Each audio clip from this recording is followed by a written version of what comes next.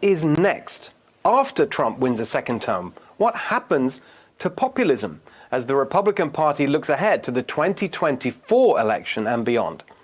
Let's start with this extraordinary article that appeared on the eve of the Republican convention a couple of weeks ago. The grand old meltdown. What happens when a party gives up on ideas? It's written by Tim Alberta, chief political correspondent for Politico magazine. Here's a quote. It can now safely be said, as his first term in the White House draws towards closure, that Donald Trump's party is the very definition of a cult of personality. It stands for no special ideal. It possesses no organizing principle. And again, a Republican collapse this fall, Biden wins the White House, Democrats flip the Senate and hold the House, would trigger a reckoning within the GOP. The efforts to expunge this ugly chapter of GOP history could commence with stunning ferocity. This is what people like John Kasich and Steve Schmidt and Nicole Wallace and George Will and all the never-Trumpers seem to think. That after Trump, the Republican Party is just going to fall back in line and obediently serve the big donors again. That once the aberration, as they see it, of Donald Trump is out of the way, we'll just go back to the establishment GOP. I think it's important that the American people have these facts as they consider what to do in November and as we look at our history and see Trump for what I hope history will record it to be, an aberration. What arrogance, what idiocy. What did they give us, these establishment Republicans? 2 unwon wars in Iraq and Afghanistan that killed over 400,000 people. Disastrous trade deals that sent millions of jobs overseas and gutted the heartland. Open borders that, as even Bernie Sanders used to say, destroyed jobs and lowered wages for the working class. And total surrender to the loony left campus authoritarians. So we now have the nightmare of Chairman Mao's Cultural Revolution right here in America. Woke mobs of hate-filled, puritanical zealots taking over the media, schools, corporate America, silencing dissent, crushing conservative thought, on the brink of destroying America. President Trump, the first Republican to actually stand up to them and fight for America.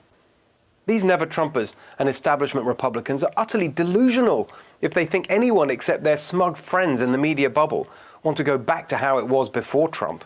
They're so shallow and superficial, they can't see beyond their own prejudice. My Republican Party, it's not a party, it's a cult of personality. The Republican Party has fully become a cult of personality.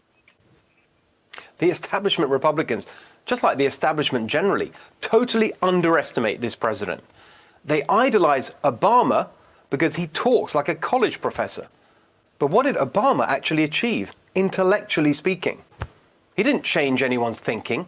He had no big ideas. He had no ideas of any kind, really. In an unguarded moment, he admitted as much. One of the most shocking things I thought President Obama ever said was about the historical impact of a president. Here's how he saw it.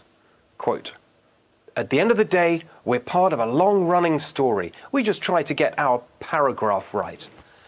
As New York Times columnist Maureen Dowd said at the time, "Mr. President, I am just trying to get my paragraph right. You need to think bigger." President Trump does think bigger. He didn't come into office wanting to write a paragraph in the history book. He wanted to write a new chapter, even a new book. Look, no one would call Donald Trump an intellectual. I suspect he himself would consider it an insult. But ideas matter. Real power in politics is not just the office you hold and the policies you introduce. All of that is fleeting and temporary. Real power is when you change the way people think. You change the climate of opinion. You win the battle of ideas. That lasts way beyond the time you're in office. In my lifetime, I can think of only 3 political leaders anywhere in the world who actually did that. One was Margaret Thatcher in England when I was growing up. Another was Ronald Reagan, of course, her great partner here in America. And the third is Donald Trump. Now, I know that the snooty elites will be snorting in derision to hear this president being mentioned in the same breath as Reagan and Thatcher. But think about it. Those leaders changed how people think, and it shaped policy and politics for decades after they left office.